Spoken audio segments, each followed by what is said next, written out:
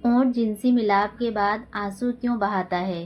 اونٹ کا گوشت کھانے کے بعد وضو کرنا کیوں ضروری ہے؟ رسول اللہ صلی اللہ علیہ وسلم کے پاس ایک صحابی آئے اور عرض کرنے لگے، یا رسول اللہ صلی اللہ علیہ وسلم، اونٹ کا گوشت کھانے کے بعد غسل کرنا کیوں ضروری ہے؟ اونٹ جنسی عمل کرتے وقت آنسو کیوں بہاتا ہے؟ بسم اللہ الرحمن الرحیم۔ قرآن پاک کی سورۃ غاشیہ میں اللہ پاک ارشاد فرماتا ہے، کیا یہ لوگ اونٹوں کو نہیں دیکھتے کہ انہیں کیسے پیدا کیا گیا اور آسمان کو کیسے بلند کیا گیا، پہاڑوں کو انہیں کس طرح گاڑا گیا اور زمین کو کیسے بچھایا گیا؟ غور طلب بات یہ ہے کہ ہر چیز سے پہلے اونٹ کی خلقت کو کیوں اللہ پاک نے منتخب کیا؟ اس سلسلے میں مفسرین نے بہت کچھ تحریر کیا، لیکن یہ چیز واضح ہے کہ ابتدا میں روئے زمین سخن مکہ کے عربوں کی خصوصیتوں کی حامل جو اسے دوسرے جانوروں سے ممتاز کرتی ہے۔ حقیقت یہ ہے کہ وہ اللہ کی نشانیوں میں سے ایک نشانی ہے۔ پھر یہ بھی بعض جانور ایسے ہیں کہ جن کے صرف گوشت سے فائدہ اٹھایا جا سکتا ہے، بعض ایسے ہیں کہ جن کے صرف دودھ سے استفادہ کیا جا سکتا ہے، بعض ایسے ہیں جو صرف سواری کے کام آتے ہیں اور بعض صرف بار برداری کے کام آتے ہیں۔ لیکن اونٹ ایسا جانور ہے جس میں یہ تمام خصوصیتیں پائی جاتی ہیں۔ ناظرین، آج کی ویڈیو بنانے کا جو مقصد ہے وہ یہی ہے کہ آخر اللہ پاک نے اونٹ کا ذکر ضرور کیوں سمجھا؟ اونٹ سانپ کیوں کھا جاتا ہے؟ اونٹ کا گوشت کھانے کے بعد وضو کرنا کیوں ضروری ہے؟ اونٹ جنسی ملاپ کے بعد روتا کیوں ہے؟ اونٹ کے عربی معنی خوبصورت کے ہوتے ہیں۔ اونٹ دو قسم کے ہوتے ہیں، ایک کوہان والے اور دو کوہان والے۔ اونٹ کی سب سے بڑی خصوصیت یہ ہے کہ وہ اپنی کوہان میں چکنائی جمع کر لیتا ہے اور ضرورت کے وقت اس چکنائی کو غذا کے طور پر استعمال کرتا ہے۔ اونٹ طویل عرصے تک پانی پیے بغیر زندہ اس لیے رہ لیتا ہے کہ اس میں اورل ریڈ بلڈ سیلز پائے جاتے ہیں جس سے وہ پانی کو جمع کرتا ہے۔ اونٹ ایک ایسا جانور ہے جو بھاری وزن اٹھا کر بھی روزانہ 40 کلومیٹر سفر طے کر سکتا ہے۔ اونٹ 16 میل فی گھنٹہ کے حساب سے سفر کرتا ہے۔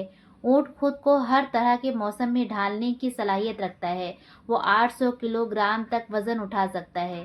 دو قسم کے اونٹ بہت ہی مشہور ہیں۔ پہلا وہ اونٹ جس کی کوہان لمبی ہوتی ہے، دوسرا وہ قسم کا اونٹ جس کی دو کوہانی ہوتی ہیں اور 40 میل کی گھنٹہ کی رفتار سے دوڑتا ہے۔ اونٹ کے اوپر والے ہونٹ دو حصوں میں بٹے ہوتے ہیں۔ اونٹ کی آنتیں اتنی مضبوط ہوتی ہیں کہ یہ سخت سے سخت چیز کو بھی بآسانی ہضم کرتا ہے۔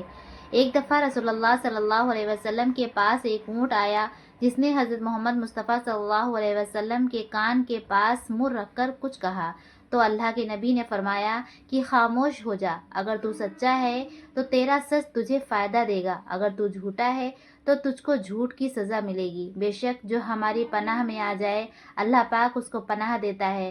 صحابہ اکرام نے عرض کیا، اے اللہ کے نبی، یہ اونٹ کیا کہہ رہا تھا؟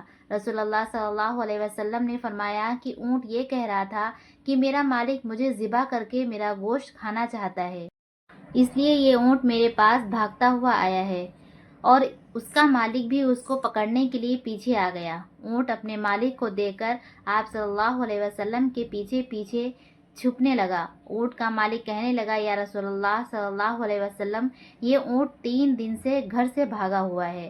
رسول اللہ صلی اللہ علیہ وسلم نے فرمایا، یہ اونٹ تیری شکایت کر رہا ہے۔ اس بندے نے عرض کیا، یا رسول اللہ صلی اللہ علیہ وسلم، یہ اونٹ میری کیا شکایت کر رہا ہے؟ آپ صلی اللہ علیہ وسلم نے فرمایا، یہ کہہ رہا ہے کہ میں نے ہر آسانی اور مشکل وقت میں اپنے مالک کا ساتھ دیا، میں گرمیوں سردیوں میں اپنے مالک کی خدمت کرتا رہا، اب جب میں بوڑھا ہو چکا ہوں تو یہ مجھے اب ذبح کرنا چاہتا ہے۔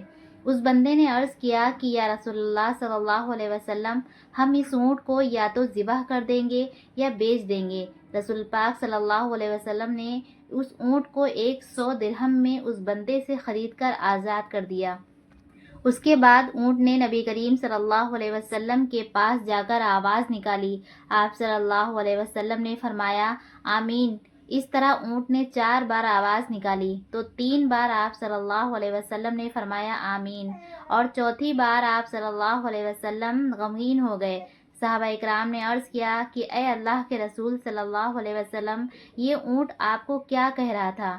آپ صلی اللہ علیہ وسلم نے فرمایا، یہ اونٹ پہلی بار یہ کہا تھا کہ اللہ پاک آپ کو بہترین اجر عطا فرمائے، میں نے کہا آمین۔ پھر اونٹ نے کہا اللہ آپ کی امت کو ہر خوف سے دور فرما دے جس طرح آپ نے مجھ سے خوف کو دور فرمایا ہے۔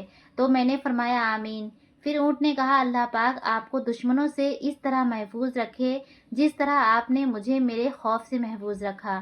پھر آقا صلی اللہ علیہ وسلم نے فرمایا آمین۔ پھر اونٹ نے کہا اللہ پاک آپ کی امت کے درمیان جنگ اور جدل پیدا نہ فرمائے۔ یہ سن کر میرے آنسو نکل آئے اور یہی دعا میں نے اپنے رب سے مانگی تھی۔ اللہ نے تینوں دعائیں قبول فرمائی لیکن آخری دعا کو قبول کرنے سے منع فرمایا۔ حضرت جبریل علیہ السلام نے مجھے آ کر بتایا ہے کہ میری امت آپس میں تلواریں نکالیں گی، جو کچھ ہونے والا ہے قلم لکھ چکا ہے۔ ایک بار ایک صحابی نے رسول اللہ صلی اللہ علیہ وسلم سے عرض کیا یا رسول اللہ صلی اللہ علیہ وسلم میں بکری کا گوشت کھانے کے بعد وضو کروں؟ آپ صلی اللہ علیہ وسلم نے فرمایا اگر تمہارا دل چاہے تو کر لو ورنہ نہ کرو۔ پھر صحابہ نے عرض کیا ہے اللہ کے نبی میں اونٹ کا گوشت کھانے کے بعد وضو کر لوں؟ آپ نے فرمایا ہاں، اونٹ کا گوشت کھانے کے بعد وضو کرنا ہوگا۔ پھر صحابی نے عرض کیا میں بکری اور اونٹ کے باڑے میں نماز ادا کر سکتا ہوں؟ آپ صلی اللہ علیہ وسلم نے فرمایا بکری کے باڑے میں نماز ادا کر سکتے ہیں لیکن اونٹ کے باڑے میں نماز نہیں ادا کر سکتے، لیکن اونٹ کا گوشت کھانے کے بعد وضو کرنا لازمی ہوگا۔ یہاں ایک بات قابل ذکر ہے کہ اونٹ کو ایک انوکھی بیماری لگتی ہے جس کے علاج کے لیے اس کو سانپ کھانا پڑتا ہے۔ اس بیماری کا نام حیام ہے۔ یہ بیماری لگتے ہی اونٹ کھانا پینا چھوڑ دیتا ہے اور مرنے تک مشرق سے مغرب تک سورج کو ہی دیکھتا رہتا ہے۔ اس بیماری کے علاج کے لیے اونٹ زندہ سانپ ڈھونڈ کر کھا جاتا ہے جس کے زہر سے اس کو شدید پیاس لگتی ہے اور جس وجہ سے شدید پانی پیتا ہے اور اس کی آنکھوں سے مسلسل آنسو نکلتا رہتا ہے۔ ان آنسوؤں کو مختلف بیماریوں کے لیے استعمال کیا جاتا ہے کیونکہ یہ سانپ کی زہر کی وجہ سے نکلتا ہے۔ سانپ کھانے کے بعد زیادہ پانی پینے اور آنسوؤں کے آنے کے بعد ہی حیام کی بیماری ختم ہو جاتی ہے۔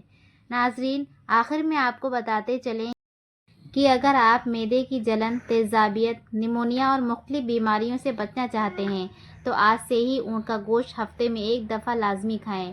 اونٹ کبھی بھی اپنی ماں کے ساتھ جنسی عمل نہیں کرتا۔ عربی کی ایک کتاب میں یہ واقعہ لکھا تھا کہ ایک آدمی نے اونٹ کی آنکھ پر کپڑا باندھ کر جنسی ملاپ کرنے کے لیے اس اونٹ کو اس کی ماں کے اوپر ہی چھوڑ دیا۔ جب اونٹ اپنے ماں سے جنسی عمل کرنے لگا تو اس نے اپنی ماں کو پہچان لیا۔ فوراً ہی اس نے اپنے نفس کو اپنے دانتوں سے کاٹ ڈالا اور اس کے بعد ایک دن اس اونٹ نے اس آدمی پر حملہ کیا اور اس کو بھی مار دیا اور اپنے آپ کو بھی ختم کر لیا۔ رسول اللہ صلی اللہ علیہ وسلم کے پاس ایک اونٹنی اور ایک اونٹ تھا۔ اونٹ کا نام غزوہ اور جبکہ اونٹنی کا نام کسوہ تھا۔ کچھ روایات میں یہ ہے کہ یہ ایک ہی اونٹنی کا نام تھا۔ جب اللہ کے نبی صلی اللہ علیہ وسلم نے مکہ سے مدینہ کی طرف ہجرت کی تو آپ صلی اللہ علیہ وسلم اس اونٹنی پر بیٹھ کر مدینہ میں داخل ہوئے۔ اس اونٹنی پر رسول اللہ صلی اللہ علیہ وسلم نے حجۃ الوداع کا آخری خطبہ بھی دیا۔ جب رسول اللہ صلی اللہ علیہ وسلم کا وصال مبارک ہوا تو اس اونٹنی نے سب کچھ کھانا پینا چھوڑ دیا اور وہ سارا دن پاگلوں کی طرح مدینے کی گلیوں میں گھومتی رہتی اور ایک دن اسی طرح پیاسی بھوکی مر گئی۔ اونٹ کے پاؤں میں بال ہوتے ہیں، ان سے کچھ بھی نہیں ہوتا۔ جب اونٹ پاگل ہو جاتا ہے تو اس کے منہ سے جھاگ جاری ہو جاتی ہے اور وہ کسی پر بھی حملہ کر کے اس کو قتل کر سکتا ہے۔ اگر گھوڑے سے کوئی آدمی گر جائے تو گھوڑا بھاگتا رہتا ہے، جبکہ کوئی اونٹنی سے اگر سواری گر جائے تو اونٹ اپنے جگہ پر ہی کھڑا رہتا ہے۔ آخر میں اللہ پاک سے دعا ہے کہ اللہ پاک ہمیں دین کی مکمل سمجھ نصیب فرمائے اور ہمارا خاتمہ ایمان پر نصیب فرمائے، آمین ثم آمین۔ ناظرین، کامنٹ باکس میں اللہ تعالیٰ کے 99 ناموں میں سے کوئی ایک نام ضرور ٹائپ کریں۔